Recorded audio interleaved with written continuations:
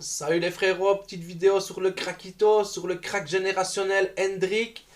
Alors voilà la famille, il y en a peut-être de ceux qui ont vu une vidéo un peu similaire, pour ceux qui sont abonnés sur mes deux chaînes, sur ma première chaîne.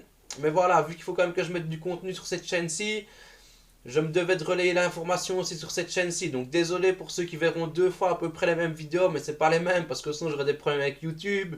Mais voilà la famille. Apparemment, Florentino Pérez, voilà, il vient d'éteindre tout suspense. Fini l'espoir pour le FC Barcelone, pour le PSG, pour Chelsea. Il n'y a plus d'espoir, c'est dead. Apparemment, Hendrik, il devrait rejoindre le Real Madrid. Florentino Pérez, il a dégainé une offre de 60 millions d'euros plus des bonus. Ça pourrait atteindre environ les 80 millions d'euros, une somme dans le genre pour un jeune de 16 ans, c'est juste incroyable. Mais bon, ça a l'image de ce que le Real Madrid a l'habitude de faire. Voilà, avec les Vinicius Junior, les Rodrigo. Vinicius, je pense qu'il avait coûté 50 millions d'euros. C'est vrai que quand c'est un jeune joueur, que vous n'êtes pas sûr qu'il va percer au plus haut niveau, c'est toujours difficile de mettre de l'argent comme ça. Mais le Real Madrid, ils savent très bien ce qu'ils font. Vinicius, il n'était pas attendu comme un Hendrik a attendu. Un Hendrik, on le sait depuis son plus jeune âge, que le gars-là, il va percer au plus haut niveau. Donc d'office qu'il allait coûter assez bien d'argent. Maintenant, l'offre de 60 millions, on ne nous a pas encore dit que c'était officiel, mais bon, c'est Fabrizio Romano qui a sorti cette information. Donc je pense que Fabrizio Romano, il est souvent très très bien informé. Et c'était les bruits de couloir depuis un certain temps, de toute façon, que le Real Madrid avait pris la pole position dans ce dossier.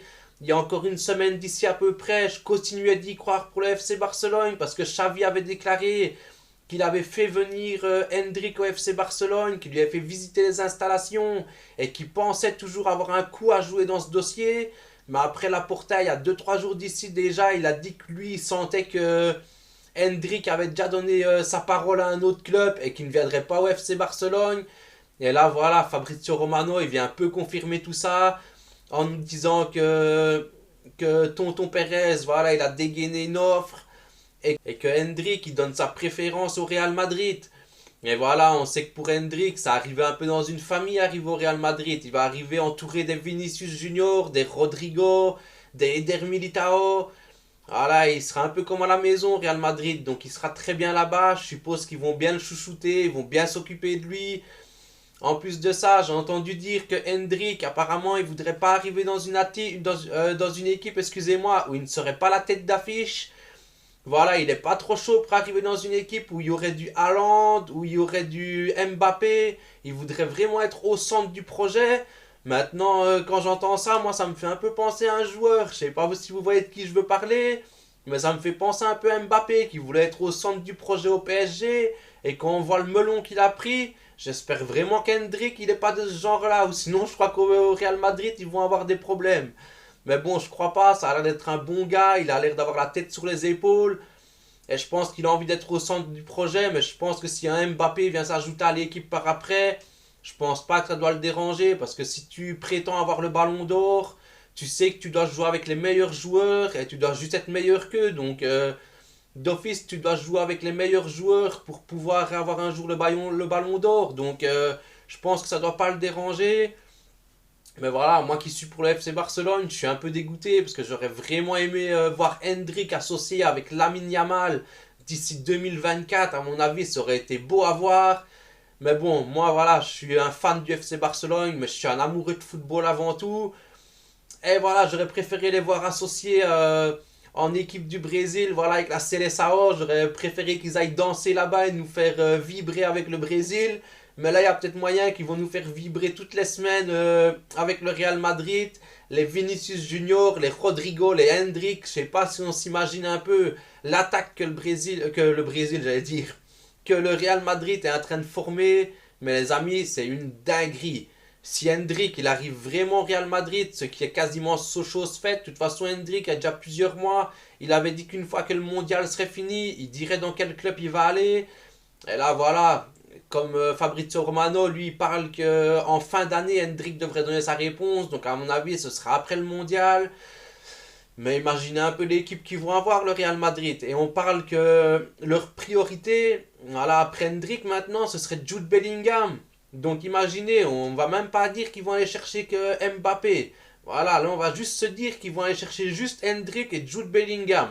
Imaginez un peu l'équipe les amis. Vous avez comme milieu défensif un Tchouaméni dans le milieu de terrain, un Bellingham pour créer le jeu, pour prendre un peu la succession de Modric, et un Valverde qui prendrait la succession de Kroos. Si là c'est déjà pas dinguerie, je sais pas c'est quoi. Et en attaque, Rodrigo, Vinicius, Hendrick. Ça va combiner de fou. Le Real Madrid, je crois même que leur jeu il va un peu changer. Parce qu'avec des joueurs comme ça va pas être juste un jeu de transition rapide comme ils en ont l'habitude maintenant. Je pense que ça va beaucoup combiner et ça va quand même être un peu plus un jeu de possession avec de tels joueurs. Mais ça pourrait être aussi des transitions rapides parce que voilà, avec Bellingham dans le milieu de terrain, ça peut partir très vite vers l'avant. En une ou deux passes, ça casse des lignes. Mais voilà, en tout cas, le Real Madrid, je suis un peu déprimé les amis, hein, parce que s'ils font cette équipe, ils vont avoir de la dinguerie dans leur équipe. Maintenant, chose un peu positive pour nous au Barça, c'est qu'apparemment, si Hendrick il arrive au Real Madrid, c'est que le Real Madrid il voudrait pas d'Haaland en 2024. Et apparemment, Haaland il pourrait atterrir chez nous FC Barcelone. D'ailleurs, il y a un spécialiste des transferts en Espagne, François Gallardo. Il a annoncé que ce serait déjà bouclé pour 2024 avec Haaland au FC Barcelone. Maintenant, je ne sais pas d'où il sort cette info, je ne sais pas si c'est une fake news, je ne sais pas si c'est la réalité, mais je me dis que c'est fort probable. Ça fait un moment qu'on entend parler que Haaland, il aurait peut-être une clause dans son contrat qui ferait qu'en 2024, il pourrait quitter le club pour le club de son choix. Et s'il est barré au Real Madrid, pourtant on sait qu'à la base il aurait donné sa préférence pour le Real Madrid, mais s'il est barré par un Hendrick, c'est possible qu'il arrive au FC Barcelone. En plus on sait que voilà, il y aurait une terrible concurrence encore entre les deux équipes, les Classicos, ce sera juste merveilleux à regarder. Mais le Real Madrid, ils envoient du très lourd les amis pour les 15 prochaines saisons, je pense qu'ils peuvent encore aller soulever des Ligues des Champions. On n'aura plus que nos yeux pour pleurer encore la famille. Mais bon, si on a du Haaland qui arrive, le petit Lamine Yamal, d'ici 2 ans, il sera fin prêt à mon avis. Et avec ça, vous ajoutez du Dembélé. J'ai vu qu'on était peut-être sur du Martinelli. Je pense qu'il y aura de quoi rivaliser quand même. On connaît le Barça, on sait qu'on a une institution, on va pas se laisser faire, on va recruter quand même du lourd aussi.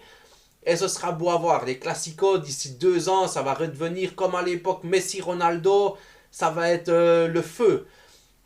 Et moi j'ai hâte de voir ça, j'espère avoir une équipe comme à l'époque de Pep, hein, et que voilà, qu'on ait des classicos de folie et qu'on se régale, que la Liga elle monte en level, ça ferait vraiment plaisir. Donc moi voilà, j'aurais préféré qu'Hendrick arrive au FC Barcelone, mais s'il va au Real Madrid, bah, tant mieux pour eux. Espérons que nous au Barça on arrive à recruter d'autres joueurs et qu'au final les deux équipes se valent. Ce sera encore mieux pour le spectacle, que les deux seront en force de fou. On sait que Florentino Pérez, il a mis un sacré pactole de côté. Ça fait quelques saisons qu'il ne dépense pas son argent. Donc on sait que s'il va aller chercher du Bellingham, du Hendrick, et même si derrière il voudrait qu'on aille chercher Mbappé, on sait que Tonton Pérez, il a le cash qu'il faut dans son coffre-fort. Là, il n'y a pas de souci avec ça. S'il doit dégainer les billets, il va les dégainer. Mais ça risque de faire très mal, ça risque de piquer la famille. Mais bon, voilà, tant mieux pour le football. On va se régaler à voir tous ces Brésiliens ensemble. Ça va être samba, ça va être beau à voir. J'aurais préféré qu'ils soient tous au Barça. Mais c'est comme ça la famille. Maintenant, voilà, comme je vous dis, le Barça, ils vont se renforcer aussi. Et ce sera toujours beau à voir. Et voilà la famille, c'était pour donner la petite info sur Hendrick. J'espère que la vidéo vous a plu. Si c'est le cas, vous savez bien, j'aime pas demander, j'aime pas faire l'oumoun. Mais voilà, on n'oublie pas de liker les frérots. Prenez tous soin de vous et des gens que vous aimez surtout. Ciao, ciao la famille.